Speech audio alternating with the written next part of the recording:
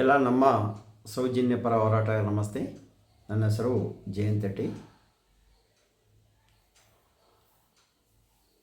ನಮ್ಮ ಸೌಜನ್ಯ ಪರ ಹೋರಾಟವರು ಎಲ್ಲರೂ ಕೇಳ್ತಾ ಇದ್ದಾರೆ, ಏನಕ್ಕೆ ಸೈಲೆಂಟ್ ಆಗಿದ್ದೀರಾ, ಯಾವುದೂ ಸುದ್ದಿ ಬರ್ತಾ ಇಲ್ಲ, ಏನಾಗಿದೆ ನಮಗೆ ಗೊತ್ತಾಗ್ತಾ ಇಲ್ಲ ಅಂತ ಒಂದಿಷ್ಟು ಜನ ಹೇಳ್ತಲೇ ಇದ್ದಾರೆ. ಇಡೀ ಕರ್ನಾಟಕ ರಾಜ್ಯದ ಜನ ಹೇಳ್ತಾ ಇದ್ದಾರೆ.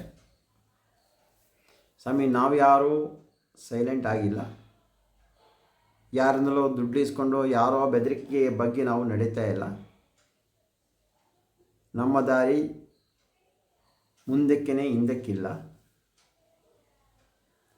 ಏನಕ್ಕೋಸ್ಕರ ಸುದ್ದಿ ಬರ್ತಾ ಇಲ್ಲ ಅಂತ ಹೇಳಿದರೆ, ಇಡೀ ಮಾಧ್ಯಮ ಮಿತ್ರರನ್ನು, ಪ್ರತಿ ಯೂಟ್ಯೂಬ್ ಆಗಲಿ ಯಾವ್ಯಾವ ಮಾಧ್ಯಮವರು ನಮಗೋಸ್ಕರ, ಸೌಜನ್ಯ ಹೆಣ್ಣು ಮಗಳಿಗೋಸ್ಕರ, ಧರ್ಮಸ್ಥಳ ಗ್ರಾಮದ ಪ್ರಭಾವಿ ವ್ಯಕ್ತಿಗಳು ಕೊಲೆ ಮಾಡಿರೋ ಸಾವಿರಾರು ಹೆಣ್ಣು ಮಕ್ಕಳಿಗೋಸ್ಕರ ಸುದ್ದಿ ಮಾಡಲಿಕ್ಕೆ ಮುಂದೆ ಬಂದರೆ ಎಲ್ಲರಿಗೂ ನೋಟಿಸ್ ಕೆಲಸ ಮಾಡ್ತಾ ಇದ್ದಾರೆ, ವಿಡಿಯೋ ಡಿಲೀಟ್ ಮಾಡಿಸ್ತಾ ಇದ್ದಾರೆ. ಎಲ್ಲ ಯೂಟ್ಯೂಬವರು ಅದನ್ನು ತನ್ನ ಹೊಟ್ಟೆಪಾಡಿಗೋಸ್ಕರ ಉಪಯೋಗಿಸ್ತಾ ಇರೋದು, ಅಂದರೆ ಸುದ್ದಿ ಮಾಡ್ತಾ ಇರೋದು, ಅದರಿಂದ ಒಂದು ಆದಾಯ ಬರೋದರಲ್ಲಿ ಅವರು ಬದುಕ್ತಾ ಇರೋದು. ಅಂಥ ಸಂದರ್ಭದಲ್ಲಿ ಅಂಥವರನ್ನು ಮುಗಿಸುವ ಒಂದು ಕೆಲಸ ನಡೀತಾ ಇದೆ. ಒಂದಿಷ್ಟು ಜನ ಒಂದಿಷ್ಟು ಸುದ್ದಿ ಮಾಡೋದು, ಅಲ್ಲೋಗಿ ಡೀಲ್ ಮಾಡೋದು, ಒಂದು ಎಂಜಿನ ಕಾಸಿಗೆ ತಲೆ ಬಗ್ಗಿ ಅದಕ್ಕೂ ಹೋಗ್ತಾ ಇದ್ದಾರೆ. ಅಂಥವರಿಗೆ ಮುಂದೊಂದು ದಿನ ಸೌಜನ್ಯ ಇಲ್ಲಾದರೆ ಅಣ್ಣಪ್ಪ ಮಂಜುನಾಥ ಸ್ವಾಮಿ ಶಿಷ್ಯ ಕೊಡ್ತಾರೆ. ಅದು ತಗೊಳ್ಳಿಕ್ಕೆ ನೀವು ತಯಾರಾಗಿ. ಈ ಒಂದು ಕಾರಣದಿಂದಾಗಿ ಎಲ್ಲೋ ಒಂದು ಸುದ್ದಿ ಕಾಣಿಸ್ತಾ ಇಲ್ಲ. ಜಾಲತಾಣ ಎಲ್ಲ ರೀತಿಯಲ್ಲೂ ಬಂದ್ ಮಾಡಿದ್ದಾರೆ. ಇವತ್ತು ನಾನು ಈ ಒಂದು ವಿಡಿಯೋ ಮಾಡೋ ಉದ್ದೇಶ, ನಕಲಿ ಪೇಜ್ ಏನು ಧರ್ಮಸ್ಥಳ ಗ್ರಾಮದ ಪ್ರಭಾವಿ ವ್ಯಕ್ತಿಗಳ ಮಕ್ಕಳು, ಅವರ ತಂಡದವರು ಸೇರಿ, ಒಂದಷ್ಟು ರಾಜಕೀಯ ವ್ಯಕ್ತಿಗಳು ಸೇರಿ ಸೌಜನ್ಯ ಹೋರಾಟವನ್ನು ಮುಗಿಸಬೇಕು ಎಂಬ ಉದ್ದೇಶದಿಂದ ಇಂಡೈರೆಕ್ಟಾಗಿ ಜಾಲತಾಣ ಮುಖಾಂತರವಾಗಿ ನಮ್ಮ ತೇಜೋವಧೆಯನ್ನು ಮಾಡ್ತಾ ಇದ್ದೀರಾ. ಈ ಹಿಂದೆನೂ ಬರೆದಾಗ್ತಾಯಿದ್ರು, ನನಗೆ ಹೇಳ್ತಾಯಿದ್ರು, ಏನೋ ಬೆಳ್ತಂಗಡಿಯಲ್ಲಿ ವೇಶ್ಯ ಏನೋ ಸೂಳೆ ಹುಟ್ಟಿರೋದು ನಿನ್ನಮ್ಮ ಸೂಳೆ ಅಲ್ಲವ ಅಂತ ಎಲ್ಲ ಒಪ್ಕೊಂಡೆ. ನಾನು ಈಗ ಹೇಳ್ತಾ ಇರೋದು ಈ ಕಚ್ಚಡ ನಕಲಿ ಪೇಜು ಮಾಡಿ ಕೂತರೋ ಅತ್ಯಾಚಾರಿಗಳು ಹೇಳ್ತಾ ಇದ್ದೀನಿ. ನಿನಗೆ ಆಗುವುದಾದರೆ ಒಂದು ದಿನ ಬಂದು ತೋರಿಸು, ನಾನು ಇಂಥ ಪೇಜನ್ನು ಉಪಯೋಗಿಸಿ ನಿನಗೆ ಬರೆದಿರೋದನ್ನು ತೋರಿಸು. ಆ ನಂತರ ನಿನ್ನ ಕುತ್ತಿಯ ಮೇಲೆ ತಲೆ ಇದ್ದರೆ ನನ್ನ ಹೆಸರು ಚೇಂಜ್ ಮಾಡು. ಆ ತಾಕತ್ತನ್ನು ನೀಡು. ಅದೊರತು ಎಲ್ಲೋ ಕೂತು ಬರೆಯೋದಲ್ಲ. ಅದೊಂದಾಯ್ತಾ. ಎರಡನೇದು,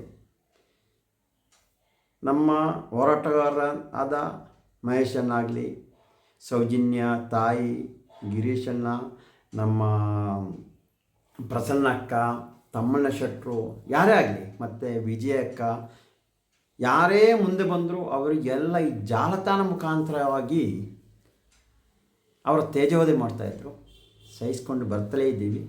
ಇದರ ಮಧ್ಯದಲ್ಲಿ ನಾನು ಬೆಳ್ತಂಗಡಿ ಠಾಣೆಗೆ ಈ ವಿಷಯವನ್ನು ಎಲ್ಲ ಪ್ರಸ್ತಾಪನೆ ಮಾಡಿ, ಯಾರ್ಯಾರ ಪೇಜು ಏನೆಂಬುದನ್ನು ಡಿಟೇಲ್ ಆಗಿ ನಾನು ಕೊಟ್ಟಿದ್ದೀನಿ. ಯಾವ ಡೇಟಿಗೆ ಕೊಟ್ಟಿದ್ದೀನಿ ಅಂತ ಹೇಳಿದ್ರೆ, 6/4/2025 ಯಾವತ್ತು ನಮ್ಮ ಹೋರಾಟವನ್ನು ನಿಲ್ಲಿಸಿದ್ದಾರೆ ಅವತ್ತೇ ನಾನು ಕೊಟ್ಟಿದ್ದೀನಿ. ಆದರೆ ಇಂದು ದಿನ ಕೊಟ್ಟೆ 5/4/2025 ದೂರು ಕೊಟ್ಟಿದ್ದೀನಿ.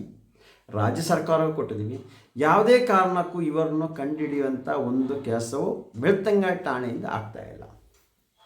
ನಮ್ಮ ಮೇಲೆ ಏನಾದರೂ ಒಂದು ದೂರು ಕೊಟ್ಟರೆ FIR ಆಗುತ್ತೆ, ಬೇಗನೆ ಆಗುತ್ತೆ. ಅದೇನೋ ಗೊತ್ತಿಲ್ಲ, ಎಷ್ಟು ಸ್ಪೀಡ್ ಇದೆ ಅಂತ ಗೊತ್ತಿಲ್ಲ ಪೆನ್ನು ಪೇಪರಿಗೆ.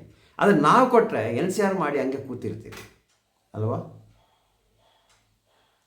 ನಮ್ಮ ಮೇಲೆ ಅಲ್ಲಲ್ಲಿ ಪ್ರಕರಣವನ್ನು ದಾಖಲು ಮಾಡ್ತಾ ಇದ್ದಾರೆ. ಅಂದರೆ ಈ ಅತ್ಯಾಚಾರಿಯ ಮಕ್ಕಳು ಅಂತ ಹೇಳ್ಬೋದು. ಅದನ್ನೆಲ್ಲ ಅತ್ಯಾಚಾರಿಗಳ ಮಕ್ಕಳು ದಾಖಲು ಮಾಡ್ತಾ ಇರೋದು. ಕೋಟಿ ಮಾನನಷ್ಟ ಕೇಸ್ ಆಗ್ತಾ ಇದ್ದಾರೆ. ಇವನೇ ಮಾನ ಮರ್ಯಾದೆ ಏನೋ ಇದೆಯೇ ಇವನ ಯೋಗ್ಯತೆಗೆ? ಈ ಅತ್ಯಾಚಾರಿಗಳಿಗೆ, ನಾಯಿಗಳಿಗೆ, ಹಂದಿ ಜನ್ಮದವರಿಗೆ ಏನೋ ಇದೆಯೇ ನಿಮಗೆಲ್ಲ?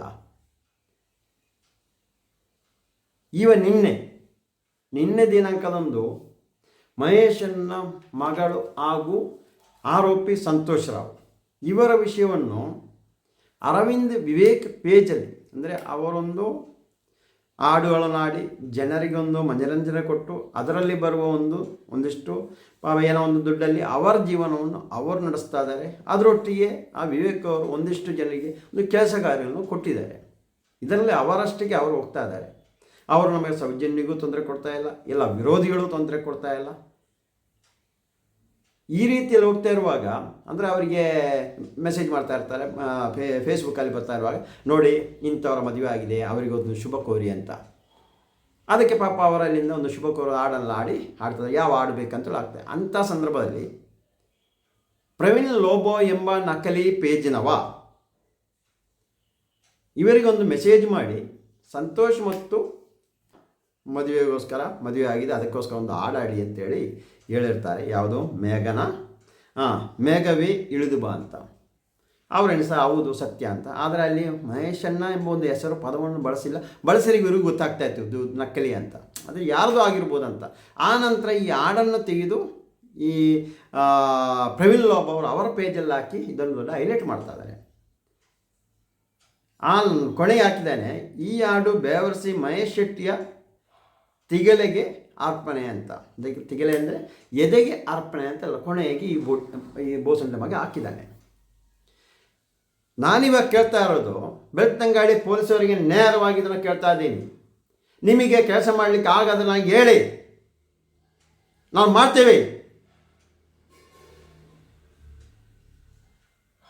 ಏನಿದೆ ಕಾನೂನು ಅದ ಪ್ರಕಾರ ಕೆಲಸ ಮಾಡಿ. ಅಲ್ಲೂ ಇಲ್ಲೂ ಕೈ ಚಾಚಿ ಅಲ್ಲೂ ಇಲ್ಲಿ ಹೇಳಿಬಿಟ್ಟು ಕೆಲಸ ಮಾಡಬೇಡಿ. ನಿಯತ್ತಾಗಿ ಕೆಲಸ ಮಾಡಿ. ನಿಮಗೆ ಆಗೋದಾರ ಆಗುತ್ತೆ ಅಂತೇಳಿ ಆಗಲ್ಲ ಅಂತೇಳಿ